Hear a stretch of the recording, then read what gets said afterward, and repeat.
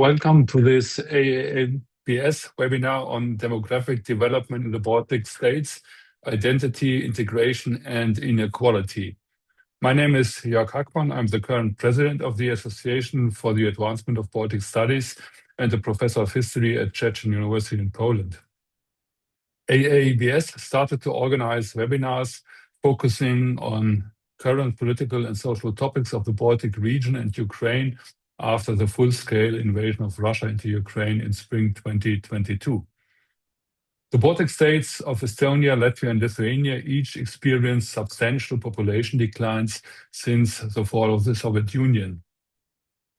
While the welcoming of Ukrainian refugees and return migration suggests that it might be possible to reverse these trends, such reversal is far from certain. So, what is the impact of this long-term decline and its recent reversal? How do Baltic societies cope with both the loss and the gain? What effects do these changes have on the civil life and politics of the three countries? These and other questions will be tackled by our distinguished panelists. Dace Dzenovska is Associate Professor in Anthropology of Migration at the University of Oxford, where she works mainly in themes of political anthropology and the anthropology of post-socialism. Allan Puur is Professor of Demography in the School of Governments, Law and Society at Tallinn University in Estonia, where his interests include population studies and migration. Aušra Maslauskaitė is Professor of Sociology at Vytautas Magnus University in Kaunas, Lithuania. Her research focuses on family demography, family policy, and the post-communist transformation. The webinar will be moderated by Anna Žabicka, a researcher at the University of Latvia and a researcher in the Faculty of Social Sciences at Rīga Stradiņš University. Please note that chat is disabled. We welcome your questions via the Q&A button. And now I hand over to Anna Žabicka, the moderator of today's webinar. Thank you, Jörg, and thank you everyone for being here today. Demographic change, understood as either statistical, political, relational, or personally felt set of developments, has shaped Estonia, Latvia, and Lithuania since the 1990s. And today's panel brings together scholars whose work help us make sense of its social and also political implications. So I'm honored to be here and to moderate this discussion. Without further ado, Dace, let's start with you. Your work on emptiness and migration has given us such nuanced and rich lens. What stands out to you about how Latvian society has been affected by these large waves of out-migration over the last 3 decades? Thank you, Anna, very much. Thank you for inviting me to this panel. So I'll start with a kind of a macro picture, I guess, a little bit removing from the immediate questions. And that's because my research on emptiness is really kind of a conscious effort to think beyond migration, as well as to think sort of one level up and one down from concerns with depopulation. So let me explain a bit what I mean by that. So for the last 5 years or so, actually more probably, I've studied emptiness, by which I understand the condition that ensues when places lose their constitutive elements, from people to infrastructure to services to the expected social order. And emptiness is the term, actually, that my interlocutors in Eastern Latvia use to describe this condition. So it's not that I'm coming in and saying this is empty. They say that.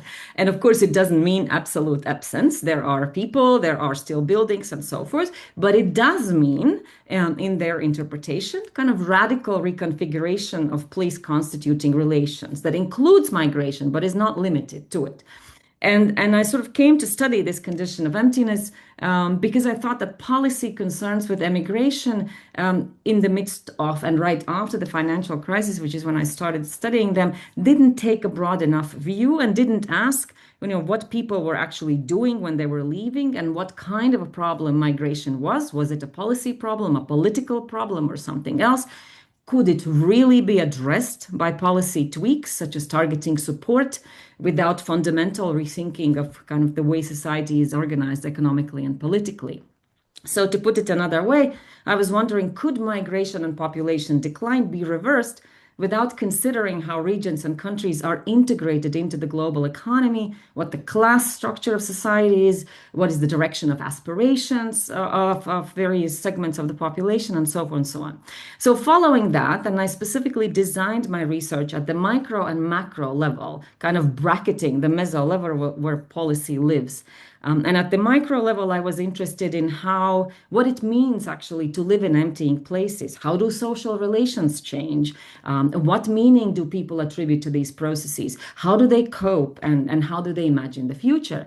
And at the macro level, I was interested in how emptying places are becoming what I would say novel spatial coordinates of our times, and not only a peculiarity, say, of Eastern Latvia or elsewhere. There are many such places across all over Europe. In Spain, people are concerned about the España vaciada. In Portugal, about desertification. So this is a kind of a Europe-wide problem, at least, as production has largely moved out of Europe, transforming European societies around service economies, financialization, not AT, that would be combining AI and IT, logistics, and so on and so on. So, and these transformations, as you probably know, require different forms of labor and in different places. And we cannot, I think about depopulation and migration without thinking about these larger processes, which, lead us to the question, what can and should be done by whom in a constrained terrain and in conditions when some of these constraints are beyond the control of national level actors. So one example I'll mention here is this, that, we live in a spatially unevenly organized world. We cannot think in terms of nation states only without paying attention to the global spatial division of labor, to the configuration of centers and peripheries, and the directionality of social imaginaries and practices, to name only a few of these factors. So we cannot undo entirely, of course, the tendency that both educated and manual labor strives towards centers, wherever those centers might be, and that some of the emptying is linked to the centripetal force of the center, which must be and is often countered by different logics, such as that of patriotism and nationalism. And even potential incomers, such as Ukrainians, strive towards such centers or are pulled back home, and only a small fraction stays for a variety of reasons. So just think about this situation when we kind of invest our hopes into sort of, let's say, Ukrainian refugees or migrants, however we want to call them, that we value the return of our own nationals, while at the same time we want at least some Ukrainians to stay and in a way then live according to different principles, though, unless we recognize that it is in a way temporary. So these are contingent processes, of course, and cannot be entirely predicted. But I think it's kind of fair to say that, at least to some extent, the spatial configurations of power and capital are not in our favor, which means acting in rather kind of constrained circumstances.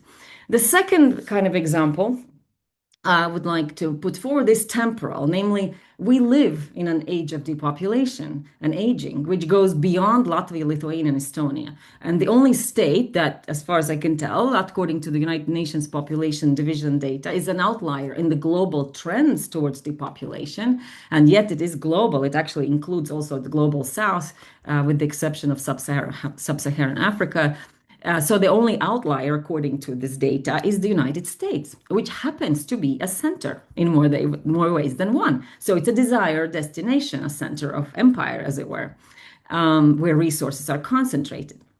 And this, of course, will have notable consequences for the future. And again, not only in the Baltics, and as put by Nicholas Eberstadt in Foreign Affairs, actually quite recently, I think a few days ago, that, one of the consequences he outlines is that societies will have simply fewer workers, fewer entrepreneurs, fewer innovators, and more people dependent on care and assistance. Ivan Krastev, a Bulgarian political theorist, has argued that Eastern European societies, including the Baltics, are particularly ill-equipped to deal with this global trend. For the lesson that they have learned during the 20th century is that they not only need population, but that they need a particular kind of population, so ethnically homogeneous population. which makes the global trend of depopulation manifest in particularly painful ways. And Krastev, among other things, argues that this demographic imagination in Eastern Europe is one of the fear of dying out, which again could lead to particularly conservative and anti-democratic political orientations. So this is to say that any national trends, I think, must be viewed in relation to this larger context, so that we basically have to kind of almost train ourselves to never ask in Latvia, in Estonia or Lithuania, but always already relationally to this larger context. And it seems that redirecting the centripetal force of centers economically is not really within the powers of small states. That means that there needs to be some work on other political measures. And so far, there have been sort of these radical possibilities, probably some kind of, I don't know, a way forward is in the middle. On the one hand, kind of radical liberalization, meaning liberalization of how the polity is conceived. So we're trying actually to imagine a polity as based on other factors beyond sort of the ethnic nation, which, yes, there's a liberal notions of the nation, but then nevertheless, obviously, let's obviously recognize what is at the foundation of our polities. And this radical liberalization would mean some kind of, accommodation of a more diverse population. Or the other radical solution would be strict measures of protectionism that limit various freedoms, various restrictions, preferences towards some segments of the population rather than others, and so forth and so on. And so immigration of the level that is needed, I think, I'm not a statistician, but is a threat, of course, perceived as a threat in Latvia for sure. Just this today, there was a debate on national television, or was it yesterday? Because I don't know whether I watched today's or yesterday's news, but that in the pre-election period, the National the National Union has proposed to establishing a kind of a parliamentary investigation commission on immigration, because there's mass immigration, they say. With all kinds of illegalities attached to it. But of course, demographic decline cannot at all be addressed simply by fertility, increase of fertility rate. So there's sort of constitutive contradictions that I think our countries face that are not always recognized or looked at side by side. And I think that's something that we definitely need to sort of do going forward. So I think I'll stop here and see where we go from here. Thank you very much, Dace, for your comment. Allan, your work tracks Estonia's demographic landscape. What patterns do you see in fertility, mortality, and international migration since 1990, and what recent developments deserve our attention? Yeah, thank you, and good afternoon, or should I perhaps say good morning to some of our audience. Yes, I decided to give a brief overview of these three key demographic processes, or the trends that have occurred in Estonia mainly over the past 30 years. And to start with health and mortality, this is definitely one area where we have observed some positive developments. So following a period of long-term mortality stagnation from 1960s to 80s, and then a short-term decrease in life expectancy, Estonia has witnessed quite a strong increase in the length of life, and so have the other Baltic states. In Estonia, the increase in life expectancy for both sexes combined has been 12 and a half years since 1994, so over the past 30 years. And if we look at the Eurostat data, then it is the largest increase actually among the EU countries. And Estonia is followed closely by Latvia. It's 11 years increase, and then Lithuania holds third place. So all three Baltic countries have seen the vigorous increase in life expectancy. And currently in Estonia, female life expectancy at birth is 83 years, and for men it is 75. So for women at least, we have closed much of the gaps that we had at the beginning of the 1990s with Northern and Western Europe. And indeed, this increase in life expectancy has also served as some caution or remedy that has helped to reduce the population decline as people are living longer. Now, turning to migration, in Estonia, this last 30 or 35 years can be clearly divided into two periods. First of all, the first period starts in the early 90s and goes until 2014. And this is these 23 years, we had a negative a net migration. All this period, altogether something close to 170,000 persons were leaving Estonia more than arriving, which makes about 1/10 of the total population. But then in 2015, Estonia experienced the turnaround of net migration. So for the last 10 years, we have been seeing each year the positive migration balance, and altogether, Estonia has gained through positive net migration nearly 90,000 persons. And since 2015, the population number has increased more than 4%. So there has been quite a clear change, and this change started before the full-scale war in Ukraine.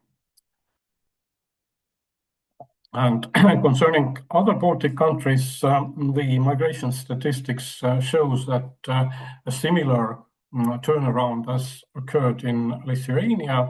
If I remember correctly, Aušra can correct me, then it was in 2019 when this turn from negative to positive net migration occurred. And in Latvia, there was in 2021, there was a situation when there was a near balance situation between immigration, number of immigrants and number of immigrants.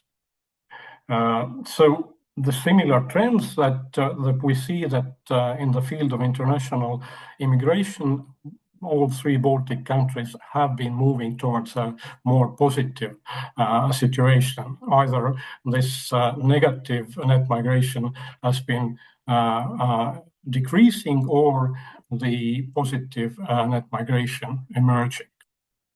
Now, finally, the third process, demographic process that shapes the population number, is fertility. And with regard to fertility, Estonia has had nearly 100 years of low fertility, but until 1990s, it was more or less with ups and downs close to replacement level, which means this 2.1 children per woman. But starting from the 1990s, of course, as most of you know, the situation changed quite dramatically, and in Estonia, the average total fertility rate since 1991 has been 1.5, which means that it's about 70% of the replacement level, that each generation of children is smaller by 30% than the parental generation.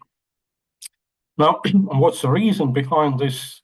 The main factor which has caused this reduction in total fertility rates has been the postponement of childbearing, that all three Baltic countries had quite an early pattern of childbearing until the early 1990s, and now we have followed the same trend that has started in Northern and Western Europe sometime in the early 70s. We started it in the 1990s, but basically this postponement transition has pushed all the period indicators of fertility, starting from the number of births downwards. An important remark here is that this for Estonia, if we look at cohort fertility indicators, which mean that the number of children born by the end of reproductive period, then in that perspective, the decrease in fertility has been rather small. That if we look at Estonian women who were born in the early 80s, so they had their family formation in the 21st century, then the average number of children per woman is very close to 1.9, which is really very different from this 1.5, which I mentioned earlier in the period perspective. But if we look at the most recent indicators and changes, then we observe that this relatively favorable situation is changing. So we see that the family size ideals among younger generations are getting smaller, and it is the same tendency that has been observed for already 10-15 years in Nordic countries, and which basically concerns the entire Western world. So this is evidently a change that will call for more attention and greater investments in the policies that can support fertility and families. Thank you. Thank you, Allan. Aušra, looking at the period again since the collapse of the Soviet Union, what major changes stand out to you in family demography, and in what ways have migration processes influenced family life? So thank you, Anna, for the question, and good day or good evening, everyone. So it's not an easy task to squeeze in and to answer this question in 7 minutes, but I will try to do my best. Maybe I will turn it upside down and we'll start a bit from migration, and later on we'll highlight some trends in fertility and family. In Lithuania, population size since 1990 decreased by 1 million. So in 1990, we were at 3.7, the biggest Baltic country in the terms of population size. And then in 2018, it was 2.7 million. And of course, this was always on the political agenda. And the issue, how many of us will remain, it's very, how to say, it takes a very central place, in collective imagination of Lithuanian society. Interestingly enough, we could see that somehow in this collective imaginary, the shrinking or the decline of the population is mostly linked to fertility and family, and to a lower degree to migration trends, Usually somehow, the link between the fertility and family is much more stronger reflected in the discussions than the migration issues. So if we look at the demographic data, we would see that the decline, the population decline, around 70% of population decline is accountable to the migration, international emigration. which was taking place for almost 3 decades in Lithuania. But as Allan already mentioned, yes, we experienced the reversal in migration trends, and for past 5 years, 6 years, we have positive net migration, meaning that we have more incoming population than outgoing. And interestingly enough, for let's see, 2017, 2020, the majority of immigrant population was they were coming from Ukraine, Belarus, Russia. In 2024, we see the reversal of not the reversal, but the change in this immigrant population, and we see that almost half of the immigrant population comes from Central Asia, Southeast Asia, Middle East, so it means that the migration became more diverse, if we look at the migrant population. So if we look at the effect the emigration of Lithuanians made on the society. So of course, first of all, we have to mention the shrinking and coming more closer to the fertility. So it made the effect on the cohorts of women, of reproductive age women that we have. So this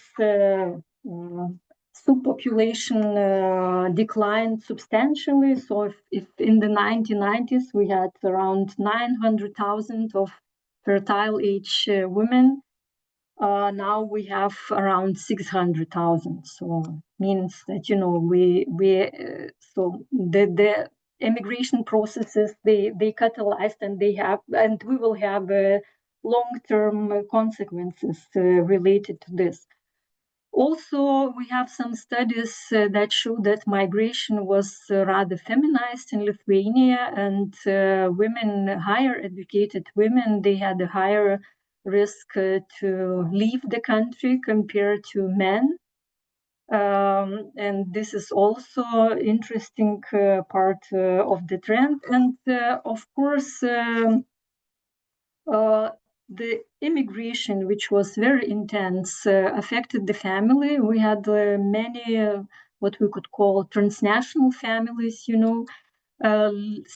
living in Lithuania with children living with only one of the parents, or with the grandparents as well. And of course, this also affected the care relationships, the intergenerational relationships in the family.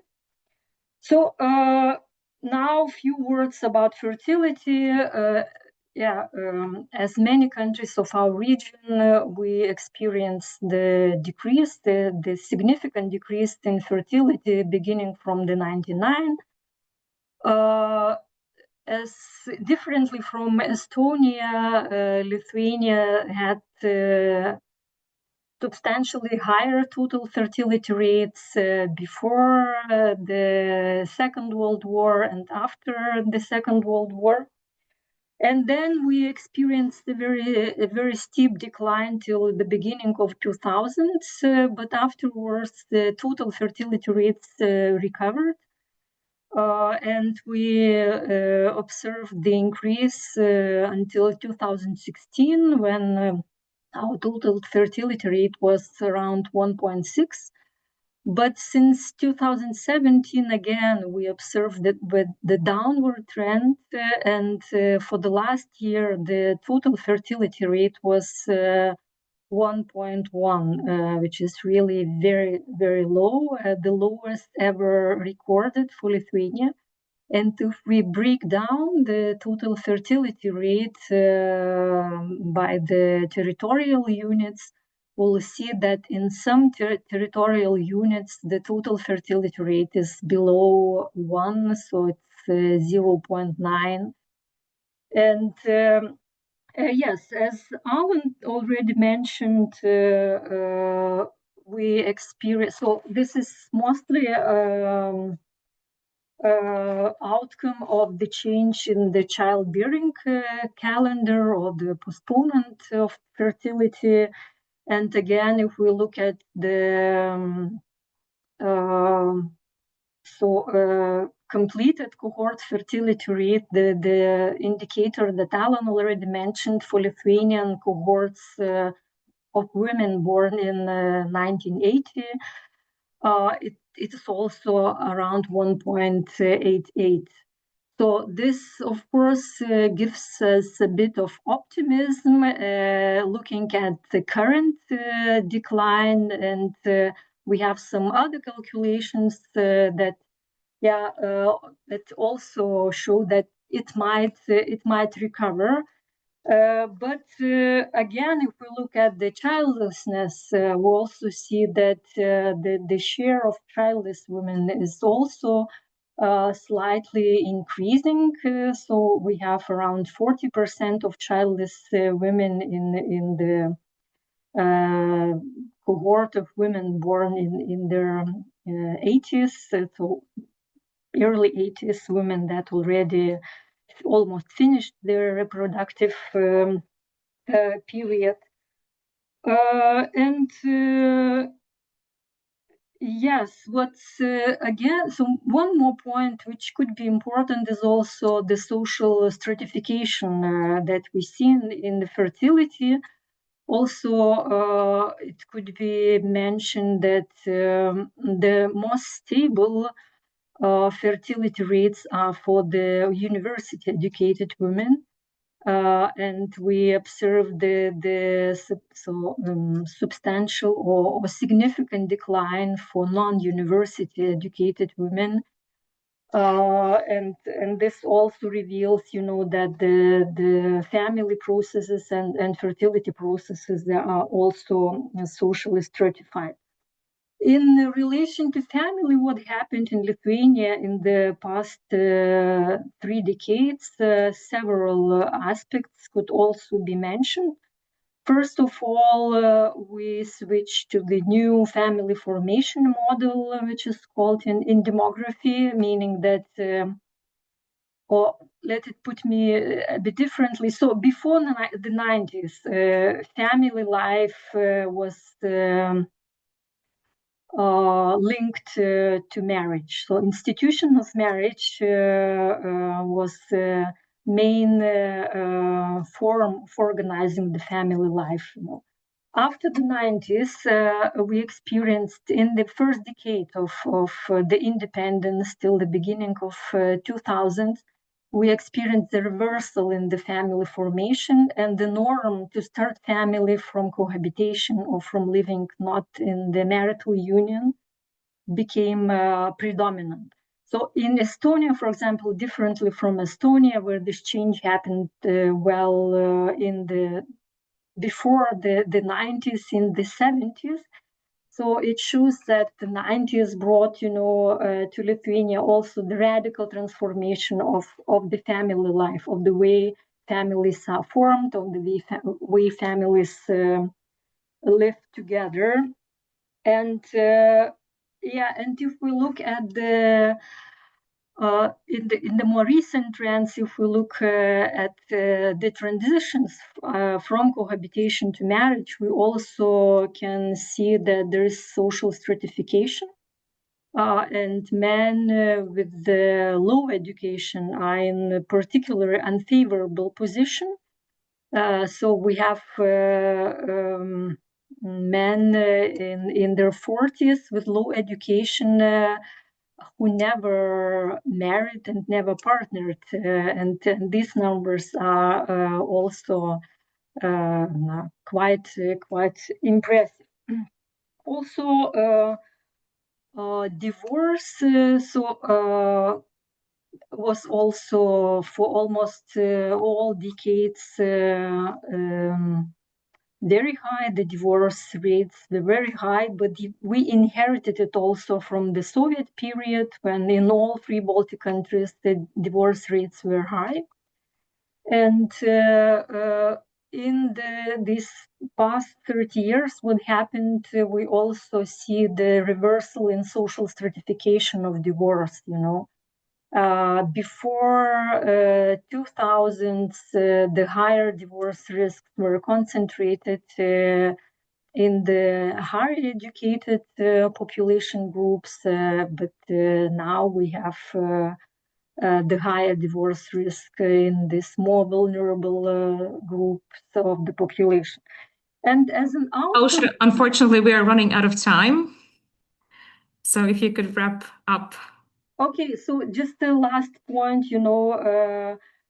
as an outcome of all these family changes, we have quite a big share of children living in single-parent households. So 1/3 of all children in Lithuania live in one-parent household, and this is the highest number in all OECD countries, according to the most recent statistics. Maybe that's it. I will leave time for discussion, and sorry for consuming a bit more time. That's okay. That's okay. Thank you so much. We do have a few questions that have come in, and I'll start by reading the first question. So a member of audience asks, so the benefits of this positive net migration appear to be unevenly distributed across regions within these countries. Which types of regions, urban, suburban, or rural, can be considered the primary beneficiaries of current migration dynamics? And the following question, moreover, do you observe any emerging tendencies that rural regions might begin to experience more significant demographic gains from positive migration in the near future? Dace, maybe let's start with you. Sure, thank you. Just I'll link that together with some of the things that I heard our colleagues say. I mean, I've been looking at Latvian net migration statistics. I don't see a positive net migration. It maybe is less than it was in certain key periods of immigration, but it's not yet positive. The only year that was positive was 2022 for obvious reasons. I would ask, that when we look at these statistics, it's always obviously great to put them in relation to each other. So, for example, when Allan tells us about 90,000% positive migration, my next question would be exactly not only what is the regional distribution, but what is the age structure of this in migration, what kind of opportunities or challenges it presents to society, because in my experience, when I work with people in North England who have emigrated during the financial crisis, there are two types of people, kind of return considerations. One is when people's children are of the age when they are about to go to school. So some people will think, okay, you know what, this is the time to return because I want my kids to go to school and study in Latvian. And other trend is pre-retirement or retirement age people. So people clearly have this imagination that they will retire in Latvia. And if we think of that as a kind of positive migration, that obviously comes with its own challenges that need to be considered. Similarly, in the case of Lithuania, it's interesting when you talk about the kind of diversification of migration, and again, net positive rate of that diversified immigration, how many of these people would be in the position or have the kind of assured permanence in the Lithuanian society that they can actually reproduce society in that sense, right? So again, when we look at these migration indicators, it seems there's a whole lot of other questions that we need to ask in relation to questions of demography and depopulation. So, and I agree actually about this rural-urban question very much, because I was also thinking about that when Aušra was talking about how the demographic imagination in Lithuania is linked more to fertility rather than emigration. And I'm thinking that I wonder where is this an urban demographic imagination? Because I think that in rural areas it would be much more linked, well, at least in Latvian case, with emigration. And yes, absolutely. I don't have at hand data, where how this kind of positive immigration, how is it distributed within country? But I would add to that questions about the age structure, about permanence versus temporary, about all of these other things that are of concern for, an overall kind of societies experiencing this decline. Thank you, Dace. Allan, maybe a comment? Yes, thank you. Concerning Estonia, the main regional destination of this new immigration is definitely the capital region, and a little bit also the second, but most important urban center, Tartu. But it's yes true that these more peripheral regions are not really among the destinations of immigrants, at least so far. And yeah.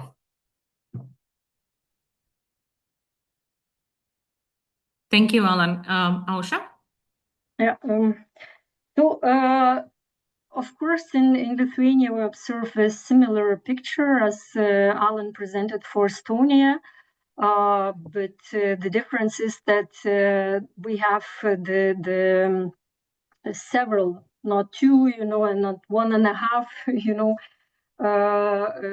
territories, but major cities, 3 major cities, Vilnius, Kaunas, and Klaipėda, but also other big cities like Panevėžys and Šiauliai. They also attract a share of immigrants. So it is always a tricky question, when we look at the statistics, for example, for Lithuania, we see that currently we have around 200,000 foreigners, immigrant population living in Lithuania. So it's around 7% of the total population, which is quite a big share, and our society was never used to it, But if we go deeper into the statistics, we'll find that part of these immigrants, they are truck drivers, and they just receive a work permit in Lithuania, but they live in Belarus, or they live in Latvia, or they live somewhere else, So, and it's not so easy, to answer the question about the long-term outcomes of this wave of immigration, because we do not know exactly, what's behind the process. Coming to Dace's remark, I just want to pick up and to add about this collective imagination. And yes, you are right. If you go to some remote rural area and ask a person, you definitely receive an answer related to immigration, because it is in the environment, But if people reflect on some general trends, they somehow distance themselves, and they talk more about the fertility and family. That's sort of paradoxical, thing that exists around us. Thank you, Aušra, for pointing that out. I think it's quite phenomenal. We have next question specifically to Allan. Seeing as there is a clear distinction between Estonia and the other Baltic states regarding recent migration rates, what factors have driven positive net migration in Estonia over the past decade? It is quite difficult to specify one or two concrete reasons.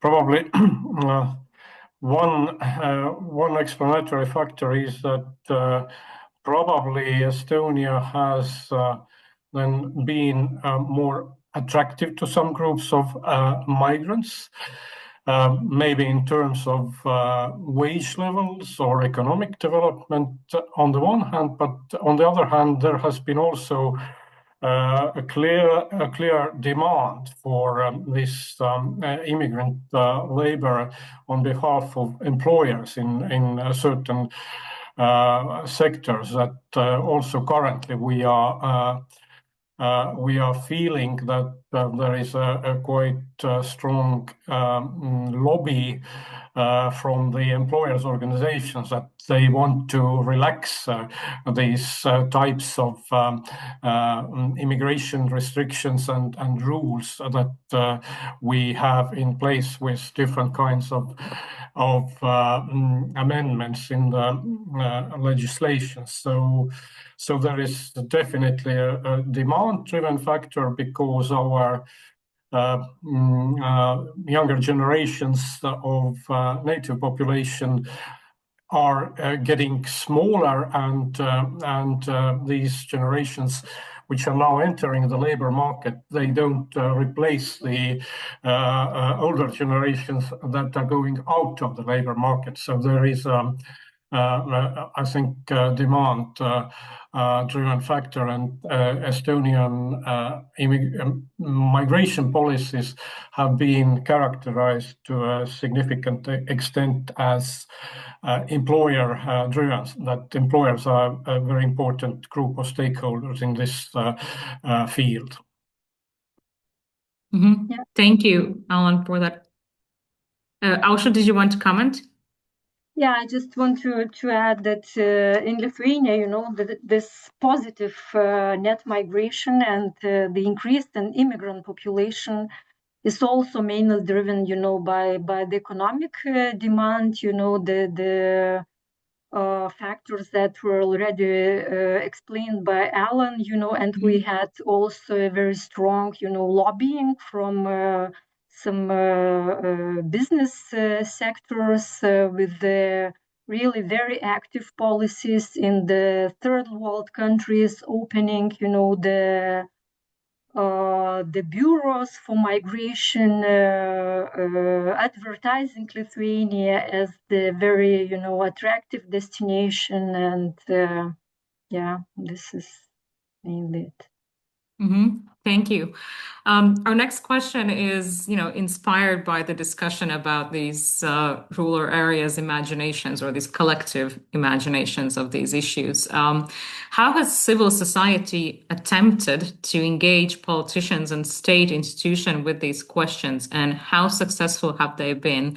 Let's start with Dace and then Aušra. How has civil society tried to engage with regard to imagination? Probably not, but let's see. Demographic challenges. Yeah, I think that in the areas where I work, and again, I mean, as an anthropologist, I sort of speak from ethnography up, right? So that's kind of my reference point.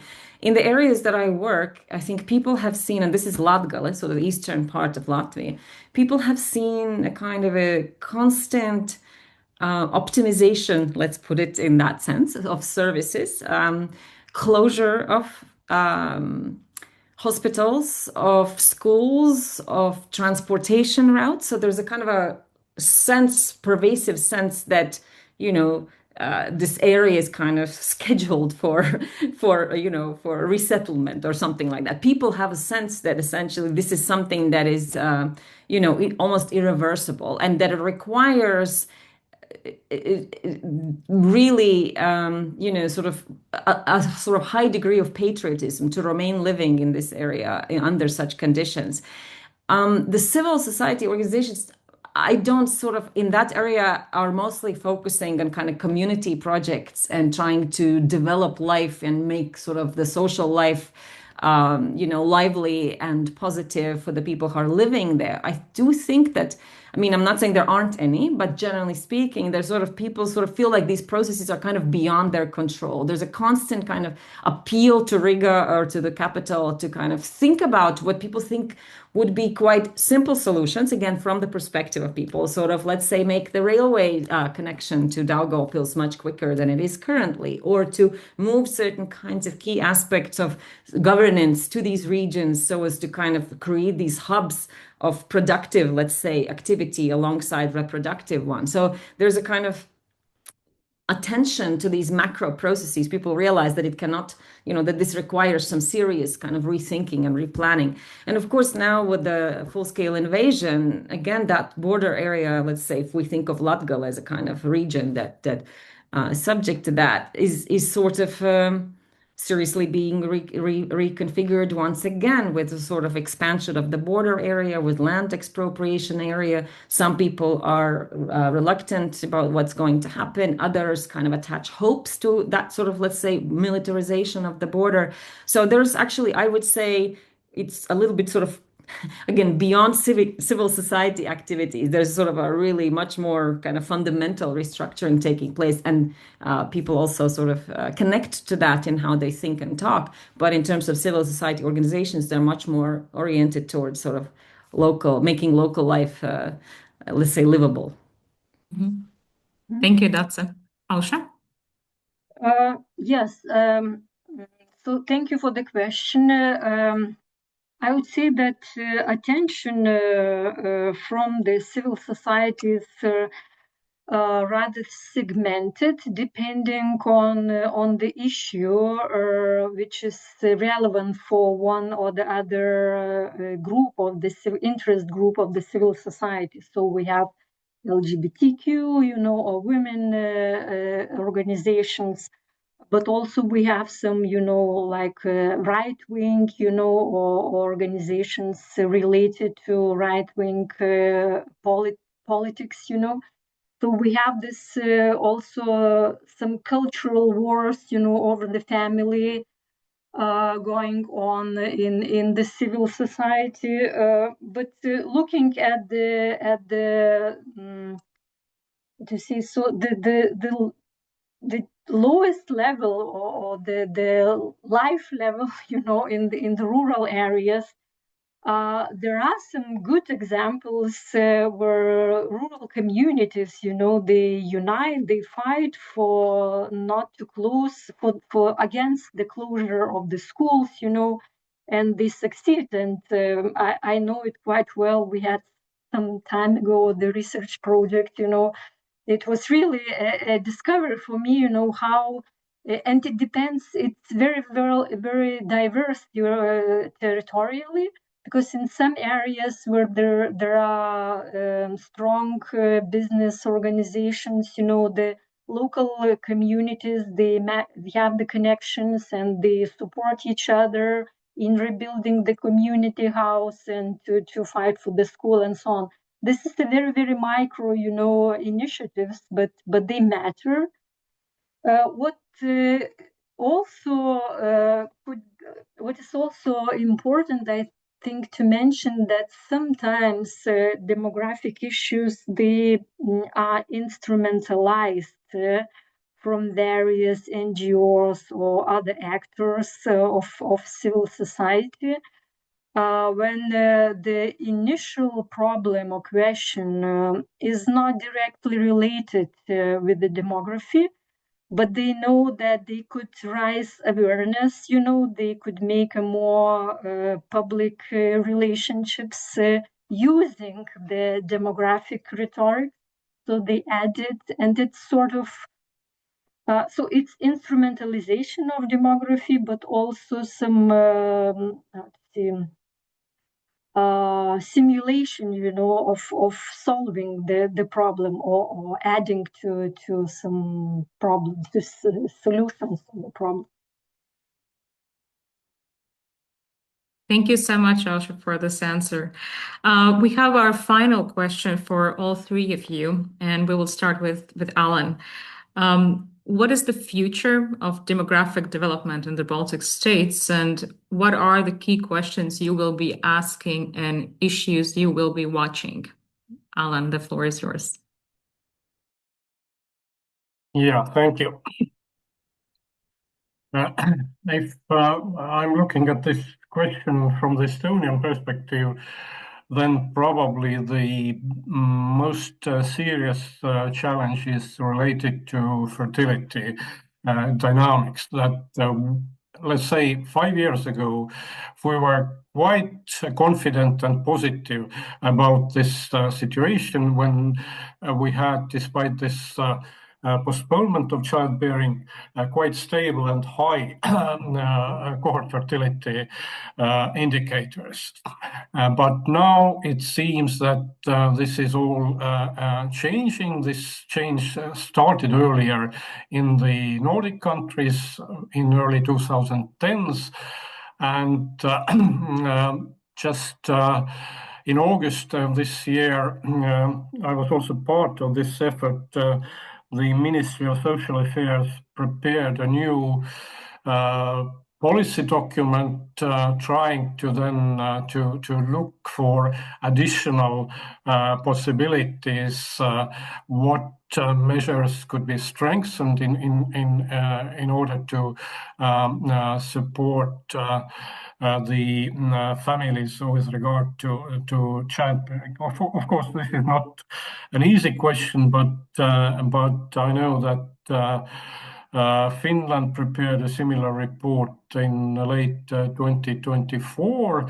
Norway is also working in this direction. They have had an intermediate report out, and the final version will be, I think, in the beginning of next year. And I just this month we heard that Sweden is doing something in the same direction. So that I think that this is something that governments should pay more and more systematic attention, definitely in our countries. And there is also maybe a positive news or positive side of this change, because in the situation where fertility rates are falling, this means that this target group of these policies is also getting smaller. And unlike in pension policies or some in the health sector, we will have actually some internal resources that should not be taken away from this sector, but rather used in the same sector to improve the policies. Thank you, Allan, for this. Dace? Yes, thank you, Anna. I think I'll be watching or following or thinking about which people find which places good to live in. I'm sort of interested in, how do people kind of imagine what's a good place to live and how they then work towards finding that place. I think that's kind of important for us to think about that. So, for example, when I remember, just to give you some examples, during the pandemic, there was a kind of a lot of talk about how people were going back to the countryside, that this was a kind of a reverse of a trend that was, people leaving the countryside. But that also requires still asking additional questions. So who are these people? What do they do when they go to the countryside? And you do see that actually there's sort of been a slow creeping, let's say, middle classification of rural areas, that people who are either working remotely or can actually be self-sufficient if need be, let's say, put their children in the car and take them to the hospital that they want to take them to, that then you can live in the countryside, and that becomes kind of a space that you can, if you're actually living there in isolation without resources and without other people and assistance to connect to, it becomes less livable. So that's, to me, also interesting, is that there is sort of almost like a sort of a shift in types of, let's say, groups of population who kind of find different places livable and what they go there for. So that's what I'm going to be watching. Who are the Ukrainians who stay, for example, right? I mean, because there are so many that strive to go further, as so many other migrants who go through our countries and not necessarily stay within them. As Aušra was saying, there are certain permits issued, but where these people are is actually unclear necessarily. So that's kind of what I will be watching, I think. I don't know what that will look like in the future, but we have to hope that some of those who move stick somewhere. Thank you, Dace. Aušra. Yeah, I'm watching at the clock. Just very few words. So I fully agree with Allan, but in addition, I also would add migration, at least looking from the Lithuanian perspective. I would say that neither on the political level nor on the societal level, we do know what we want from immigration and how to live together with this new immigrant groups, people from Africa, people from Southeast Asia, and they are next to each other, they are next to us, but they are somewhere also in the distant, space.